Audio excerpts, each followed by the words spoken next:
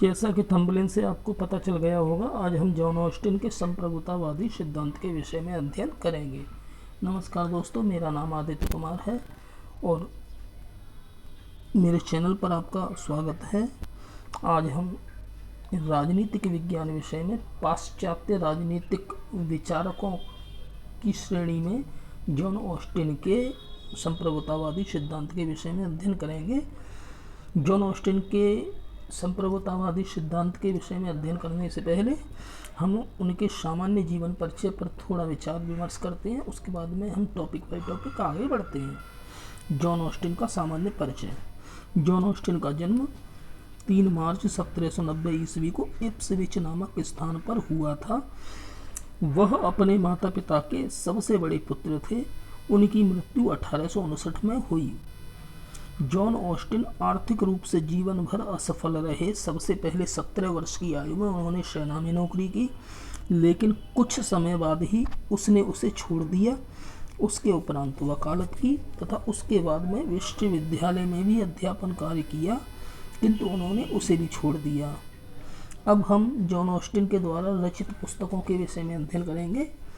John Austin ने अपने जीवन काल में 3 पुस्तकों की रचना की है जो निम्नलिखित है। उनकी पहली पुस्तक है the province of jurisprudence determined. उनकी दूसरी पुस्तक है द प्रिया ऑफ कॉन्स्टिट्यूशन। उनकी तीसरी पुस्तक है on the study of jurisprudence.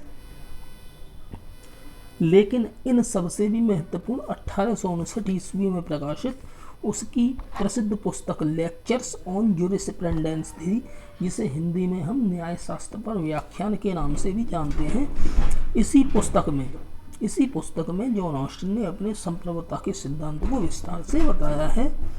वैसे तो ऑस्टिन अपने पूरे जीवन काल में सफल नहीं हो सका, लेकिन उसने संप्रभुता के अद्वैतवादी सिद्धांत को प्रस्तुत करके राजनीतिक विज्ञान के क्षेत्र में अपनी पहचान बना ली है। अब हम जॉन ऑस्टिन के संप्रभुतावादी सिद्धांत के विषय में अध्ययन करेंगे। जॉन ऑस्टिन का संप्रभुतावादी सिद्धांत निम्नलिखित है। जॉन ऑस्टिन उपयोगितावाद का प्रबल समर्थक रहा। यहाँ स्टूडेंट मैं आपको एक बात बता दूँ, उपयोगितावाद 18वीं-19वीं सदी की एक राजनीतिक विचारधारा थी, जिसके प्रवर्तक जेरेमी बेंथम को माना जाता है। जब हम उपयोगितावाद के बारे में एक वीडियो बनाएंगे तब उपयोगितावाद के बारे में बहुत अच्छी तरह से समझेंगे। यहाँ आप अपना फोकस केवल जॉन ऑस्टिन पर केंद्रित करिए। जॉन ऑस्टिन उपयोगितावाद का प्रबल समर्थक रहा तथा इसी वजह से उसने राज्य की उत्पत्ति से संबंधित समझौतावादी सिद्धांत की आलोचना की। ऑस्टिन का विचार था कि राज्य के लोग राज्य के आदेशों का पालन इसलिए नहीं करते कि अतीत में हमारे पूर्वजों ने ऐसा कोई समझौता किया, बल्कि इसलिए करते हैं कि राज्य का अस्तित्व हमारी उपयोगिता के लिए आवश्यक है। अब सभी विद्यार्थी ध्यान दें, यहाँ मैंने एक ब्रैकेट में 3 नाम लिखे हैं जो क्रमशः जीन बोदा, ह्यूगो ग्रोसियस और थॉमस हॉब्स है। यहाँ इनका लिखने का उद्देश्य ये है कि राजनीतिक विज्ञान में संप्रभुता की जो अवधारणा है वो कोई नवीन अवधारणा नहीं थी, बल्कि इससे पहले जीन बोदा ने, ग्रोसियस ने और थॉमस हॉब्स ने भी संप्रभुता की विचारधारा पर अपने विचार व्यक्त किए हैं। लेकिन कुछ मामलों को लेकर इन तीनों ही विद्वानों ने अपने संप्रभुतावादी सिद्धांत की कुछ जो विशेषता इन्होंने बताई हैं, इसमें कुछ कमियां छोड़ दी हैं और इन्हीं कमियों को दूर करने के लिए जॉन ऑस्टिन ने अपना संप्रभुता सिद्धांत दिया है। तो आगे बढ़ते हैं। लेकिन संप्रभुता नामक अवधारणा की विस्तृत और सबसे व्यवस्थित व्याख्या जॉन ऑस्टिन के द्वारा ही की गई है। उसने बताया कि संप्रभु यानी कि जो संप्रभुता रखता है, उसने बताया कि संप्रभु अन्य किसी की आज्ञा के अधीन नहीं होता। उसने आगे यह भी कहा कि संप्रभु के अस्तित्व के कारण ही कोई समाज एक स्वतंत्र राज्य बन सकता है। उसने अपनी पुस्तक न्याय शास्त्र पर व्याख्यान में ऑस्टिन ने संप्रभुता की निम्नलिखित परिभाषा दी है। अब सभी विद्यार्थी जॉन ऑस्टिन ने जो परिभाषा दी है इसको नोट करेंगे, याद करेंगे। ये पेपर की दृष्टि से बहुत ही उपयोगी परिभाषा है। परिभाषा इस प्रकार है, सभी विद्यार्थी ध्यान दें। यदि कोई निश्चित मानव श्रेष्ठ जो किसी अन्य समान मानव श्रेष्ठ की आज्ञा पालन करने का आदी नहीं है, किसी निर्दिष्ट समाज की जनता का बड़ा भाग स्वतः ही उसकी आज्ञा का अनुपालन करता है, तो वह निश्चित ही मानव श्रेष्ठ उस समाज में संप्रभु है और वह समाज एक राजनीतिक और स्वतंत्र समाज होता है। अब सभी विद्यार्थी ध्यान देंगे कि इसकी परिभाषा का अध्ययन करने के बाद में, इसकी परिभाषा का विश्लेषण करने के बाद में हमें जॉन ऑस्टिन ने संप्रभुता की जो व्याख्या की है उसमें कुछ लक्षण अथवा कुछ विशेषताएं परिलक्षित होती हैं और वो क्रम वाइज हम उसका अध्ययन करने की कोशिश करेंगे, उसको समझने की कोशिश करेंगे। इसकी पहली विशेषता है कि प्रत्येक राज्य में कोई निश्चित मानव या मानव संस्था होती है और वो सर्वोच्च होती है। अब जैसे अपने भारत में सबसे ज़्यादा सर्वोच्च कौन है? भारत का संविधान। इसलिए हमारे भारत का संविधान यहाँ संप्रभु है। इसी तरह से कहता है जॉन ऑस्टिन कि प्रत्येक राज्य में कोई निश्चित मानव या मानव संस्था होती है और वो सर्वोच्च होती है। नंबर 2, संप्रभु खुद किसी की आज्ञा का पालन नहीं करता, अपितु संपूर्ण समाज उसकी आज्ञाओं का पालन अनिवार्य रूप से करता है। इस प्रकार ऑस्टिन की संप्रभुता असीम है और निरंकुश है। आगे बढ़ते हैं। समाज की बहुसंख्या यानी कि बहुत बड़ा भाग जनसंख्या का पूर्ण रूप से उसकी आज्ञा का पालन करती है। नंबर 4, संप्रभु के द्वारा जो आदेश दिए जाते हैं वो सभी कानून होते हैं।